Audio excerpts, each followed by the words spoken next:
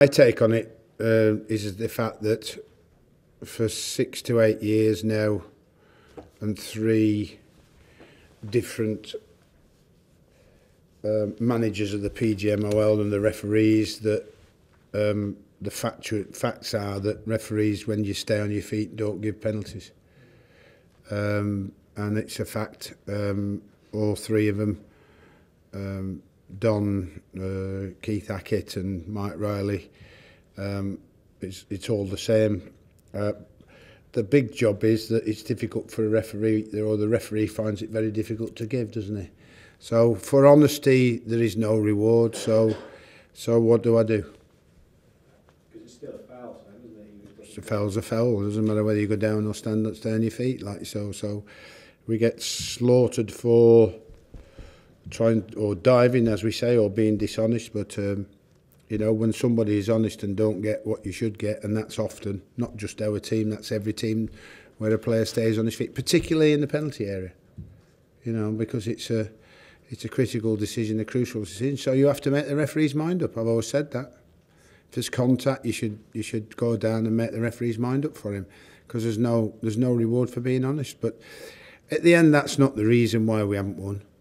I think the reason why we haven't won was our two basic errors just before half-time when they scored, and then 12 minutes in when that long ball came in and our defenders got mixed up between themselves and they scored the second. Will you remind your players, given the Giants incident, to go down? No, not really, because you can't put that in them. You can't ask people who are honest to be any different than what they are. It's against the nature. So you say at the end of the day, you hope the referee will give you the decision that you deserve.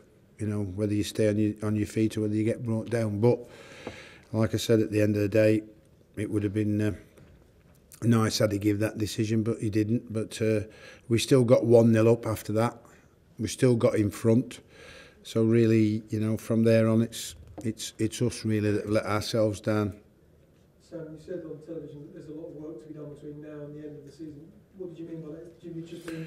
I mean, planning is like, you know, we can't, or we haven't been able to start the ball rolling in terms of pre-season, in terms of new contracts, in terms of players released, players staying, and you know, when you fall behind in that factor, then you have to catch up with everybody else that have already started and already done it. Most teams who are securing the Premier League now will already have their pre-season already planned.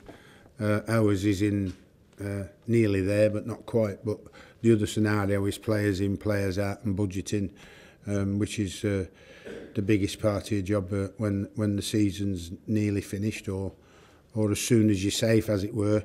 A lot of work has to get done then. So the wife doesn't tell me off when I'm on the phone for 6 hours a day when I'm on my holidays. There are some quotes around the place from Mohamed Diame.